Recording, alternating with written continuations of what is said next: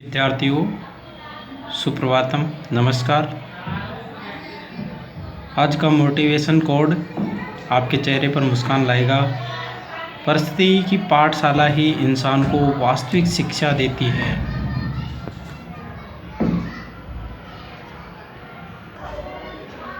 आज हम नीति निर्देशक तत्वों के बारे में पढ़ेंगे।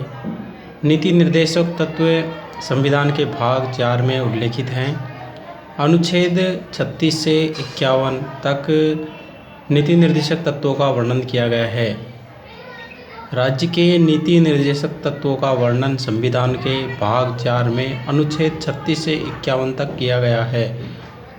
राज्य के नीति निर्देशक तत्वों का वर्णन संविधान के भाग 4 में अनुच्छेद 31 से 51 तक किया गया है। नीति निर्देशक तत्व आयरलैंड से लिए गए हैं। नीति निर्देशक तत्व कहाँ से लिए गए हैं? आयरलैंड के संविधान से लिए गए हैं। नीति निर्देशक तत्वों को न्यायालय द्वारा लागू नहीं किया गया। नीति निर्देशक तत्वों को न्यायालय द्वारा लागू नहीं किया गया, नहीं किया जा सकता, अर्थात उन्हें संवैधानिक शक्ति प्राप्त नहीं है। ग्लोबिन ऑस्टिन ने उन्हें राज्य की आत्मा कहा है। ग्लोबिन ऑस्टिन ने इन्हें राज्य की आत्मा कहा है। अनुच्छेद 36 राज्य की परिभाषा दी गई है। अनुच्छेद 36 में राज्य की परिभाषा दी गई है। अनुच्छेद 37 कहता है विधि बनाने में इन तत्वों को लागू करना, विधि बनाने में इन तत्वों को लागू करना राज्य का कर्तव्य होगा। अनुच्छेद 37 कहता है विधि बनाने में इन तत्वों को लागू करना राज्य का कर्तव्य होगा। अनुच्छेद 38 राज्य लोक कल्याण की वृद्धि, राज्य लोक कल्याण की वृद्धि, प्रत्येक नागरिक को सामाजिक, आर्थिक, राजनीतिक न्याय मिलेगा। अनुच्छेद 38 कहता है राज्य लोक कल्याण की वृद्धि, प्रत्येक नागरिक को सामाजिक, आर्थिक, राजनीतिक न्याय मिलेगा। अनुच्छेद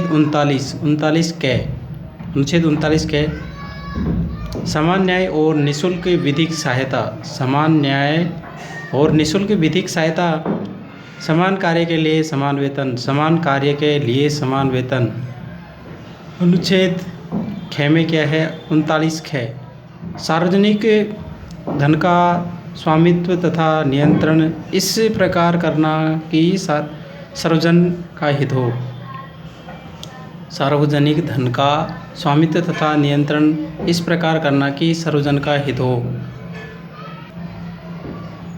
अनुच्छेद 40 ग्राम पंचायतों का गठन। अनुच्छेद 40 ग्राम पंचायतों का गठन, पंचायती राज।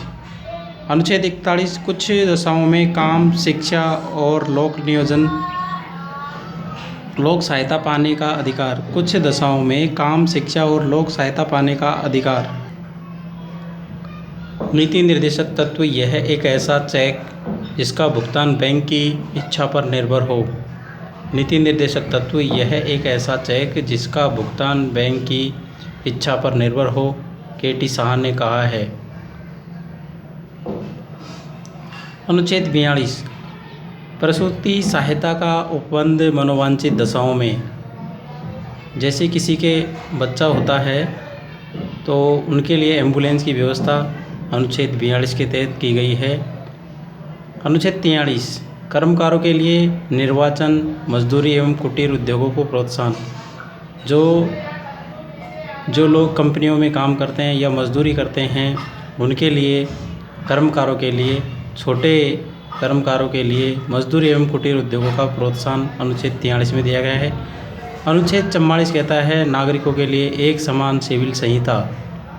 अनुच्छेद 44 कहता है नागरिकों के लिए एक समान सिविल संहिता, इसमें किसी के प्रति भेदभाव नहीं किया गया है। अनुच्छेद 45 इसको हटा दिया गया है। अनुच्छेद 46 अनुसूचित जाति, जनजाति, SC/ST शिक्षा एवं अर्थ संबंधी विशेष प्रावधान किया गया है, प्रबंधन किया गया है। अनुसूचित जाति, जनजाति, SC/ST शिक्षा है, अर्थ संबंधी विशेष प्रबंधन किया गया है।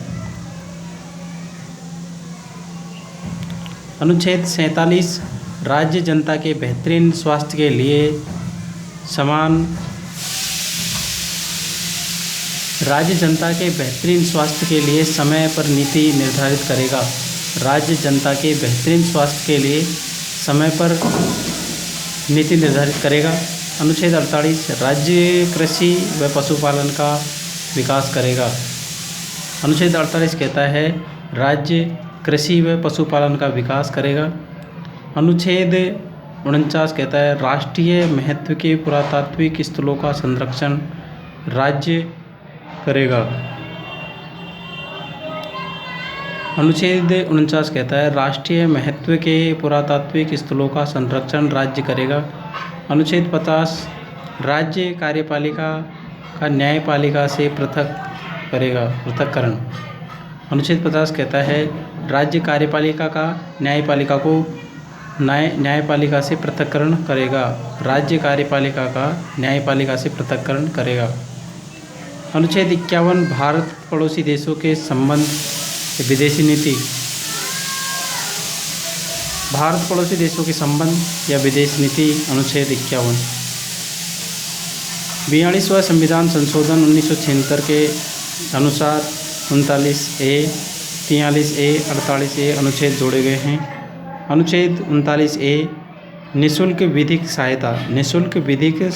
अनुच्छेद 39A के तहत निःशुल्क विधिक सहायता ली जा सकती है।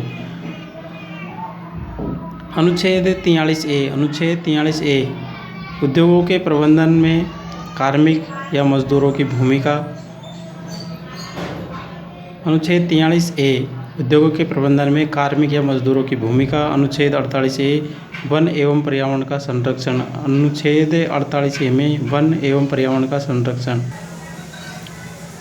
नीति निर्देशक तत्वों और मौलिक अधिकारों में संबंध। मौलिक अधिकारों और नीति निर्देशक तत्वों को एक दूसरे के पूरक के रूप में देखा जा सकता है।